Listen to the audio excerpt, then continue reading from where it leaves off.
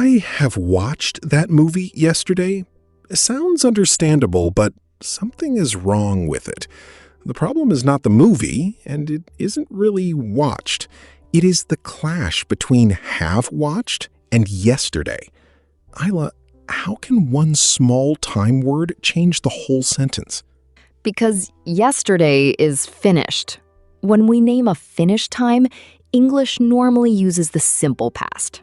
I watched that movie yesterday. The present perfect, I have watched that movie, connects an earlier action to now, but it does not normally go with a finished time like yesterday, last night, or 2 years ago. So the quick version is I did points to a finished past time, while I have done keeps a connection to the present. Exactly. And this idea works with many verbs. I went and I have gone. I saw and I have seen. I finished and I have finished. The forms may look like small grammar details, but they help listeners understand whether you are telling a past story, describing experience, or announcing a present result. Good. Let's make this practical instead of turning it into a grammar lecture with a very serious tie. Start with the simple past. It tells us that an action happened and finished at a finished time in the past. For example, I did my homework last night. The phrase last night gives us a clear place on the timeline.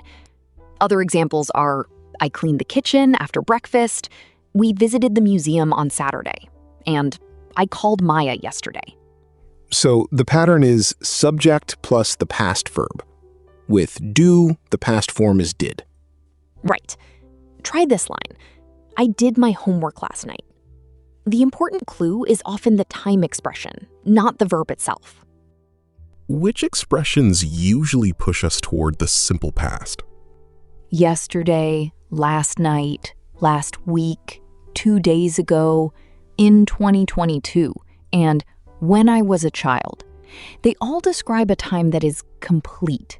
So we say, I bought this phone 2 years ago, not I have bought this phone 2 years ago.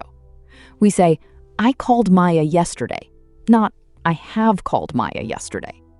That sounds like one of the safest rules for learners. It is. If you have a specific, finished past time, choose the simple past. That rule will protect you in a great many conversations. Now, let's turn to I have done. What is the present perfect doing? The form is have or has plus the past participle. With do, that gives us have done. We say, I have done my homework. Here, the exact time is not important, or the action has a clear connection to now. Give us a situation where that connection is obvious. Imagine a parent asks, can you play now? You answer, yes, I have done my homework. You are not merely reporting an old event. You are saying the homework is finished, so you are free now. In everyday speech, I have often becomes I've. I've done my homework.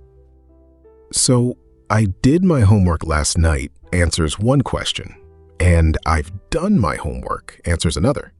Exactly. The first often answers, when did you do it? The second often answers, is it finished? Compare, I charged my phone last night with I've charged my phone, so it's ready. The first gives a finished time. The second emphasizes the current result. Could someone say, I've charged my phone last night? In standard English, that is not the natural choice. Once you add last night, use I charged my phone last night. Let's put that into a real conversation. I'm preparing for a trip and checking whether you are ready. Have you packed your suitcase? Yes, I've packed my suitcase. Have you printed the tickets? Yes, I've printed the tickets. Have you charged your phone? I charged it last night. Why did you switch forms? Because I gave a specific past time, last night. I could say, I've charged my phone if I want to highlight the result, but when I tell you when it happened, the simple past is the natural choice. That feels like the same action viewed through two different windows. the past event and the present outcome. That is a useful picture. Grammar does not always tell us that two actions are completely different. Sometimes it tells us which part of the situation we are highlighting. Let's practice the contrast. I charged my phone last night. Now the present-focused version. I've charged my phone, so it's ready. The first tells us when. The second tells us what matters now. Much easier to remember than a page of technical labels. The present perfect also appears when we talk about life experience, right? Yes, especially when we do not give a definite time. I have visited Canada means visiting Canada is one of my life experiences. It does not tell you when. You can ask, have you ever visited Canada? The answer might be, yes, I have, or no, I haven't. But if I ask, when did you go? The tense changes. Correct.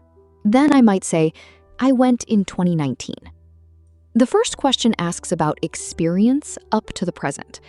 The second asks for a particular past event. So this exchange works. Have you ever eaten sushi? Yes, I have. When did you eat it? I ate it for the first time in college. Exactly. Try another one. Have you ever been to London? Yes, I have. When did you go? I went there in 2023. I have been to London describes a completed visit as part of my experience. And she has gone to London means something different? Usually, yes.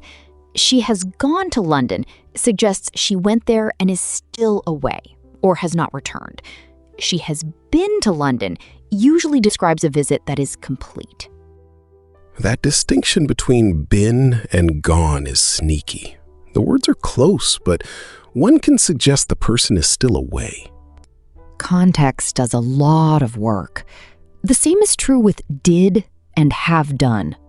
We should not imagine that every sentence has only one possible meaning in every variety of English, but the basic patterns give us a strong starting point. Then the experience question naturally avoids a finish time. Right. Have you ever seen that show? Asks whether it is part of your experience. If you answer, I saw it last summer, you have supplied the particular time, so the simple past takes over. What about just, already, and yet? Learners hear those words constantly. They often appear with the present perfect.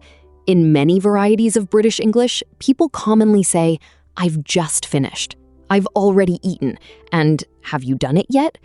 These forms focus on a recent action, a completed task, or a result that matters now. But American English may use the simple past in those situations. Yes, you may hear, I just finished, I already ate, and did you do it yet? Those patterns are normal in casual American conversation. It is useful to understand both styles. This is regional preference, not a grammar emergency. Let's make coffee and test that. Do you want breakfast? No, thanks. I've just eaten. What did you eat? I ate toast 5 minutes ago. That is a nice contrast. I've just eaten focuses on the present situation. I am not hungry now. I ate toast 5 minutes ago gives a finish time. Exactly. In casual American English, I just ate is also common. But do not combine the present perfect with a finish time, such as yesterday. Say, I saw him yesterday. Or without that time, I've just seen him. Let's move to questions, because this is where people sometimes produce, did you did it? The pattern is regular. With the simple past, use did plus the base verb. Did you do it? Did you call your brother? Did she finish the project? The word did already carries the past, so the main verb returns to its base form. And with the present perfect? Use have or has plus the past participle. Have you done it? Has she finished the project? Have you seen that film? So not has she finish and not have you did it. The verb after have or has must be the past participle. Here is a mini conversation. Did you send the email? Yes, I sent it at 10 o'clock. Have you sent the email? Yes, I've sent it. You can check your inbox now. The first answer includes a past time, while the second points to the current result. That is the central contrast. In real conversation, context may make the difference small, and speakers choose according to region and emphasis. Did you send it? Can ask about the past action, while have you sent it often asks whether the task is complete now. What happens with time periods that are still continuing, such as this morning or this week? The present perfect can describe actions during a time period that is still open. You might say, I have spoken to 3 clients this morning, if it is still morning. Or, I have watched 2 episodes this week, while the week is continuing. And when the period ends? The simple past becomes more natural. Compare, I've had 3 cups of tea today, with I had 3 cups of tea yesterday. Today is still connected to now. Yesterday is finished.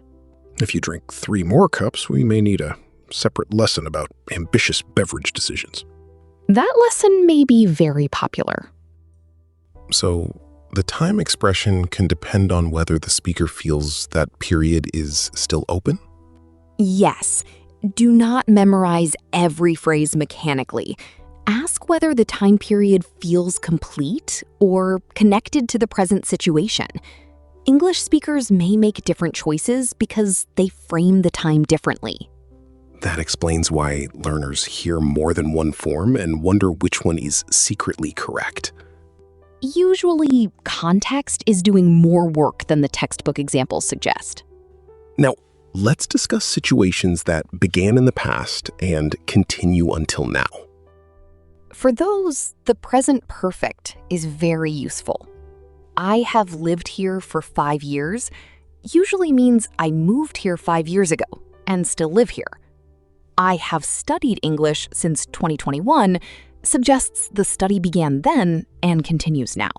For gives us a length of time, and since gives us the starting point. Exactly. For 5 years, for 2 months, since 2021, and since Monday. If the situation is finished, use the simple past. I lived there for 5 years. That normally means I no longer live there. The same applies to work? Yes. I have worked here for 3 years suggests the job continues. I worked there for 3 years suggests that job is over. The present perfect links the past beginning to the current situation. So, I have done can show a present result, experience, an unfinished time period, or a continuing situation. Exactly. Those are the main ideas to remember. It can be, I've done my homework, I've visited Canada, I've watched 2 episodes this week, or I've studied English since 2021. Let's tell a short story and see how both forms cooperate. What happened on Saturday? On Saturday, I visited my sister. We cooked dinner, watched a movie, and talked until midnight. Those are finished events in a finished story, so the simple past fits. Now connect that story to the present. I have watched that movie before, so I know the ending. The experience happened before now, but it matters now. I could also say, I've cooked dinner, so we can eat. That focuses on the completed result. And I cooked dinner at 7 simply reports the event and its time. Exactly. Let's do a quick repetition set. I did it yesterday. I've done it already. I saw the film last week. I've seen the film before. Did you call her? Have you called her yet? These short lines reveal the whole contrast. A finished pastime versus experience, completion, or a connection to now. Repetition helps make the choice automatic. So say the sentences aloud and create examples from your own day. Let's correct a few common mistakes. First, I have finished it yesterday. Correct it to I finished it yesterday. Second, Did you done your homework? The correct sentence is, did you do your homework? Remember, did takes the base verb. Third, I have went to Spain. Say, I have gone to Spain, or I have been to Spain, depending on the meaning. Gone can suggest the person is still away. Been usually describes a completed visit. Fourth, I did never see that show. In standard everyday English, say, I have never seen that show. For a particular finished period, you might say, I never saw that show when it was on television. There is one more mistake, assuming one form is always more advanced or more correct. English varies. British speakers often prefer the present perfect with just, already, and yet, while American speakers frequently use the simple past in casual conversation. But standard varieties use the simple past with definite finished times, and the present perfect remains common for life experience and continuing situations. So understand both patterns, rather than treating regional variation as a contradiction. Precisely. Ask yourself, are they telling me when something happened, or are they connecting it to now? Let's turn that into a simple decision process. If I hear yesterday, last year, or 2 hours ago, what should I choose? Choose the simple past. I did it yesterday. I saw her last year. I finished 2 hours ago. Those expressions describe finished moments or periods. If the time is not stated, and I am talking about experience, use the present perfect. I have done it. I have seen her. I have visited Spain. You are describing something that has happened in your life or up to now. And if the result matters now? The present perfect often fits. I've done my homework, so I can relax. I've finished the report, so you can read it. Final challenge. Complete this sentence. I have today, so I can relax. I have finished my work today, so I can relax. Or I have done my exercise today, so I can relax. Now complete.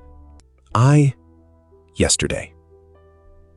I finished my work yesterday, or I did my exercise yesterday. Put both ideas together. I did it yesterday. I've done it now. That is the whole journey in 2 sentences. A finished past action followed by a present connection. And the compact reminder is this: when often leads to the simple past. What is true now often leads to the present perfect.